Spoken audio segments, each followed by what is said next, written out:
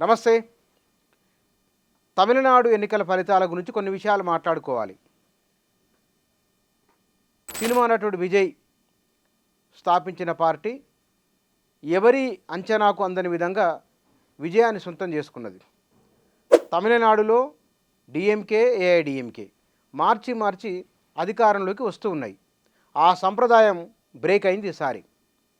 మార్పు పేరుతో విజయ్ ఇచ్చిన పిలుపు, ఆ మార్పును ప్రజలు స్వాగతించినట్లు. విజయ్ జననాయకన్ సినిమా తన చివరి సినిమా అని వారు చెప్పడం, అందులో ఒక డైలాగ్ ఉంది, తిరిగి వెళ్ళే ఐడియానే లేదు, ఐఎమ్ కమింగ్. ఇది ఇప్పుడు ఆ డైలాగు తమిళనాట విస్తృతమైన ప్రభావాన్ని చూయించింది. దీంతో పాటుగా పార్టీ ప్రారంభించిన వెంటనే ఆయన గెలుస్తారా లేదా అనే ఒక చర్చ దేశవ్యాప్తంగా ఉన్నది. కానీ దీనికి పూర్వరంగంలో కొన్ని విషయాలు మాట్లాడుకోవాలి. ముందుగా ఇవాల్టి విషయాలు. తమిళ రాజకీయాలలో అన్నాదురై నుండి మొన్నటి జయలలిత వరకు సినిమా రంగానికి సంబంధించి అన్నాదురై, కరుణానిధి, ఎంజీఆర్, జయలలిత, విజయ్ వీళ్ళు రాజకీయాల నుండి వచ్చి ముఖ్యమంత్రులు, పార్టీ స్థాపించి బలంగా నిలబడిన వారు. ఒక పార్టీ స్థాపించిన తర్వాత ఎంజీఆర్కు వారసురాలిగా జయలలిత నిన్న మొన్నటి వరకు ఉన్నారు. అదే సినిమా రంగం నుంచి కమలాసన్ రావడం, శరత్ కుమారు వచ్చిన విజయకాంత్ వాళ్ళ స్థాయిలో పర్ఫార్మెన్స్ ఇచ్చి వాళ్ళు ఆగిపోయారు. వాళ్ళు ఇక్కడ వీరందరికంటే భిన్నంగా ఆలోచించి, వీరందరికంటే ధైర్యం చేసి ముందుకొచ్చి నిలబడింది విజయ్. బహుశా అన్నాదురై, ఎంజీఆర్, కరుణానిధి, ఆ తర్వాత విజయ్ అని చెప్పవచ్చు. అంటే పార్టీ స్థాపించి వారే వ్యవస్థాపకులు, వారే ముఖ్యమంత్రిగా రావడం అనేది బహుశా సరికొత్త చరిత్ర తమిళనాడులో. అంతకుముందు డిఎంకే, ఏఐడిఎంకే వారి ద్రవిడ సిద్ధాంతం, ఈ విషయాలన్నీ ఉన్నాయి. కానీ విజయ్ తమిళ వాదాన్ని, తమిళ గౌరవాన్ని ఆయన గౌరవిస్తారని చెప్పడం, తాను ఏ పార్టీతోనూ పొత్తు ఉండనని చెప్పడం, ఇవి తమిళనాడు ప్రజలను ఆలోచింపజేసినాయి. వాస్తవానికి 2009లో విజయ్ తన అభిమాన సంఘాన్ని స్థాపించడం 85,000 మందితో. తర్వాత అది తమిళనాడు మొత్తం విస్తరించింది. ఇటీవల జరిగిన స్థానిక సంస్థల ఎన్నికల్లో సుమారుగా 160కి పైగా ఉన్న స్థానాల్లో 115 స్థానాలు విజయ్ అభిమానులు గెలుచుకున్నారు, స్వతంత్ర అభ్యర్థులుగా బరిలో నిలబడి. అన్నప్పుడు రాజకీయంగా అవకాశం ఉందనే భావన విజయ్ కలిగింది. ఎందువల్ల?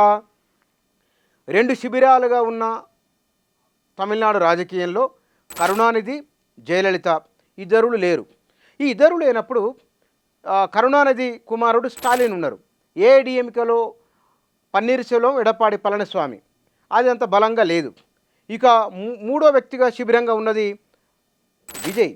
అంటే కొత్త తరంలోనూ మహిళల్లోనూ విపరీతమైన అభిమానం సంపాదించుకున్న నటుడు విజయ్. ఆయన డైలాగులు ఇతరులను విమర్శించడానికంటే కూడా తను ప్రజలకు ఏం చేయబోతున్నారో ఆ విషయాలు మాట్లాడడం. ఆయన మేనిఫెస్టోలో కూడా మహిళలు, యువత కనీస అవసరాలు 6 ఉచితంగా సిలిండర్లు ఇస్తానని చెప్పడం, 2,500 రూపాయలు మహిళలకు ఇస్తానని చెప్పడం, 25 లక్షల వరకు విద్యార్థులకు రుణాలని చెప్పడం, ఇవి విశేషంగా ఆకట్టుకున్నాయి. అది 8 గ్రాముల బంగారం కూడా పెళ్ళిళ్ళకు. సరే, బంగారం ఇస్తారా లేదో తెలియదు, కానీ ఇవి ఆయన ఇచ్చిన హామీలు. మిగతా వారు చాలా హామీలు ఉన్నాయి, వారి మేనిఫెస్టోలు కూడా ఉన్నాయి. మార్చాలని అనుకున్నారు తమిళనాడు ఓటర్లు, మార్పుకు ఓటేయడం. ఇక్కడ మరో గమనించాల్సిన అంశం, విజయ్ పార్టీ ప్రారంభించింది మొదలుకొని ఆయన నామినేషన్ వేసే వరకు చుట్టూ వివాదాలే. మొత్తం తమిళనాడులో 38 వరకు జిల్లాలుంటే ఆయన 10 జిల్లాల్లో జరిగిన బహిరంగ సభల్లోనే మాట్లాడడం. ఈ ప్రచారం ఆయన సీరియస్గా చేయలేదు. కారణం ఏమిటి? కరూరులో జరిగిన తొక్కిసలాటలో 41 మంది చనిపోవడం. బహుశా ఆయన బయటికి వెళితే కనుక విపరీతమైన క్రౌడ్ వస్తున్నది, తొక్కిసలాట, ఇది కొంత గందరగోళం ఉన్నది. ఆ ఘటన తర్వాతనే ఏదో ఒక పార్టీతో ఆయన పొత్తు పెట్టుకుంటారో ఏమో, జాతీయ పార్టీలు ఆయన పైన ఒత్తిడి కూడా తీసుకొని వచ్చినట్టు వార్తలు వచ్చినాయి. ఆయన ఎక్కడా తలొగ్గలేదు, తాను ఒంటరిగానే ఉంటానన్నారు, ఒంటరి పోరాటం అని చెప్పారు. ఇది కూడా బహుశా తమిళ ప్రజలకు బాగా నచ్చింది. దీంతో పాటుగా తనను విమర్శించిన వారి పట్ల ఆయన బహిరంగ సభల్లో పాల్గొనకపోతే వర్క్ ఫ్రమ్ హోమ్ అన్నారు. అంటే ఆయన ఇంటి నుంచే పనిచేస్తారు ఆయన ప్రజల్లోకి రారు అన్నారు. కానీ విజయ్ అవేమి పట్టించుకోలేదు, వాళ్ళపైన విమర్శలు చేయలేదు. తాను రాజకీయాల్లోకి వస్తున్నది ఇది నాకు వృత్తి కాదు, ఇది నేను సేవ చేయడానికి వస్తున్నా అన్నారు.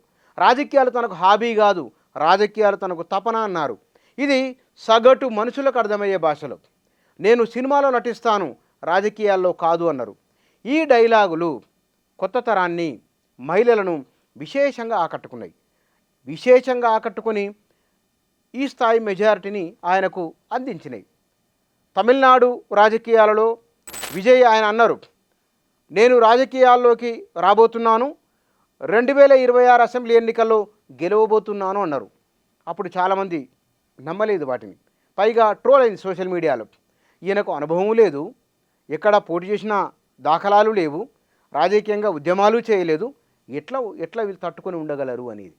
అందుకే ఆయన నీటి వ్యతిరేక ఉద్యమంలో పాల్గొన్నప్పుడు ఆయన మెల్లమెల్లగా రాజకీయాల్లోకి రాబోతున్నారని, ఆయన జాలాల గురించి మాట్లాడినప్పుడు, కులగణన విషయం మాట్లాడినప్పుడు ఇతను పేదల పక్షాన ఉంటాడు అనే ఒక బలమైన నమ్మకం వచ్చింది.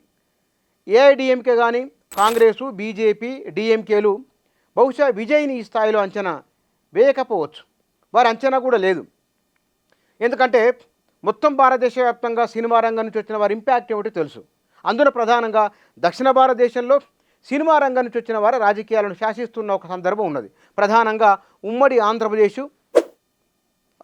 తమిళనాడు అండ్ కేరళలో దాని ప్రభావం ఎట్లా ఉన్నా ఇక్కడ ఉమ్మడి ఆంధ్రప్రదేశ్, తమిళనాడు ఎన్టీ రామారావు సినిమా రంగం నుంచి వచ్చి పార్టీ పెట్టడం, ఆ తర్వాత చిరంజీవి ప్రజారాజ్యం, ఆ తర్వాత పవన్ కళ్యాణ్ జనసేన.